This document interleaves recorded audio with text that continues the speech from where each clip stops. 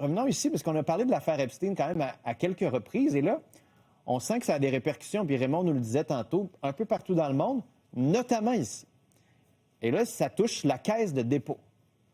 Vous voyez ici Michael Sibia, à côté du sultan Ahmed bin Sulayem, patron de DP World.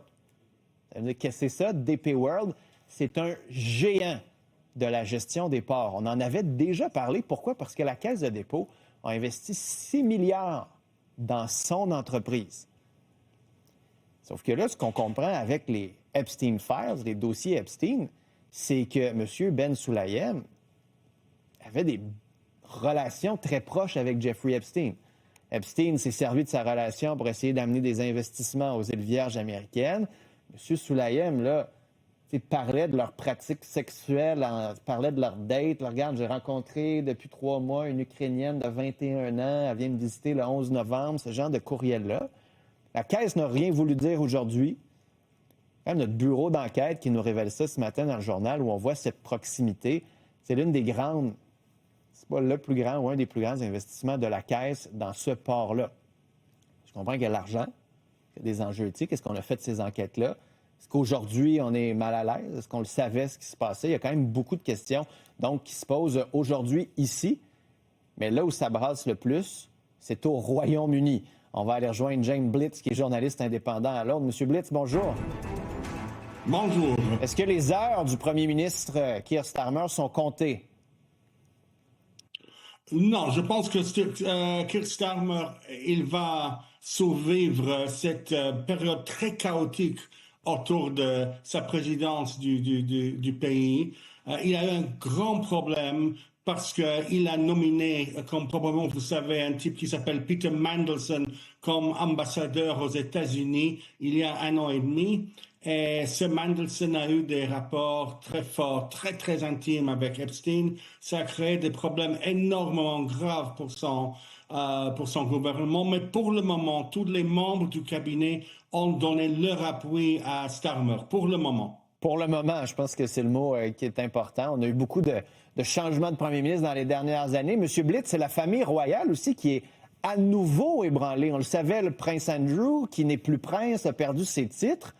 Mais là, la famille continue de se faire poser des questions. Hier, on entendait même un kidam demander à Charles ce qu'il allait faire avec ça.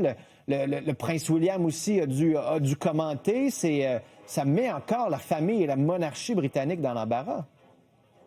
Oui, le problème pour l'ex-Prince Andrew, c'est que pour la première fois, la police britannique est en train de regarder exactement les dossiers autour de ces rapports avec Epstein. Il y a 2 choses. Tout d'abord, il y a un avocat aux États-Unis qui a dit qu'il a une cliente qui a dit qu'il a été trafiqué sexuellement à Buckingham Palace, à Londres, pour avoir des rapports sexuels avec Andrew. On ne sait pas du tout s'il y a de la réalité avec ça, mais la police a dit pour la première fois, ils vont faire une enquête pour voir quelle est la situation.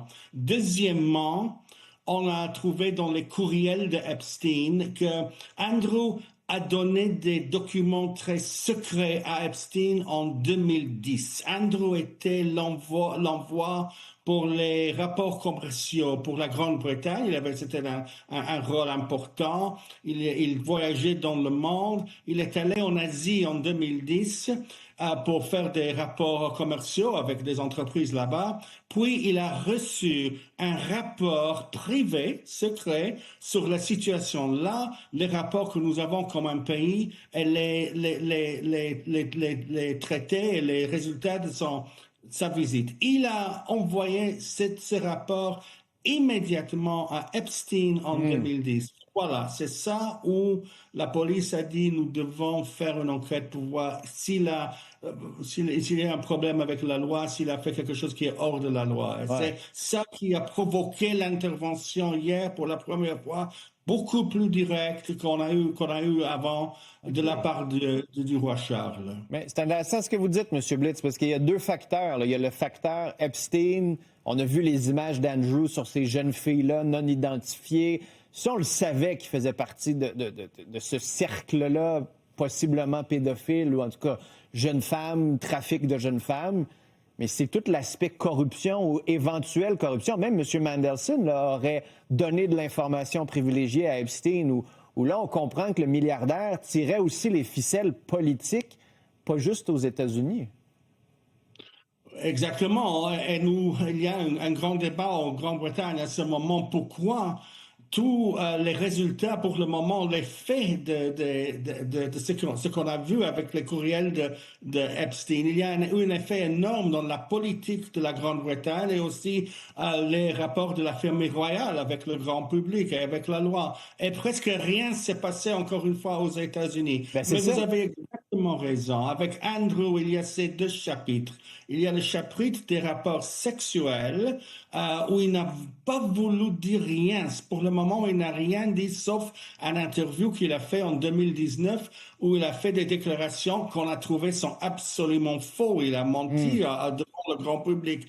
Et deuxièmement, il y a ce qu'il a fait, ces rapports commerciaux qu'il a eus et en particulier les informations qu'il a données à Epstein. C'est quelque chose qui a vraiment choqué les gens, on peut dire. Mais c'est intéressant, M. Blitz, vous avez ouvert une porte, je voulais vous la poser, la question. Il n'y a pas quelque chose de fâchant en Europe de voir les ministres, des ex-ministres, des conseillers tomber, des têtes roulées. Et une des personnes, sinon la personne la plus citée après Epstein lui-même, qui est M. Trump, s'en laver les mains, s'en sortir. Tu sais, aux États-Unis, ça fait presque plus de vagues, là.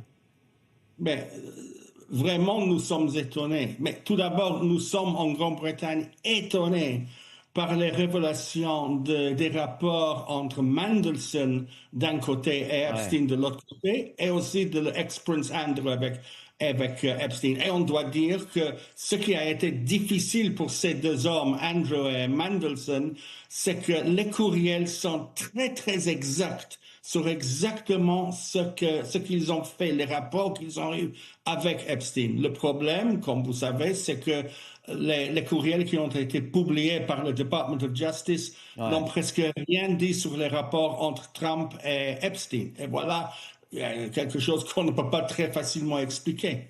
Monsieur Blitz, bonne chance pour la suite. Tenez-nous au courant, OK? S'il y a des arrestations, d'autres démissions, sujet passionnant ici aussi. Merci beaucoup d'avoir été là. Au plaisir.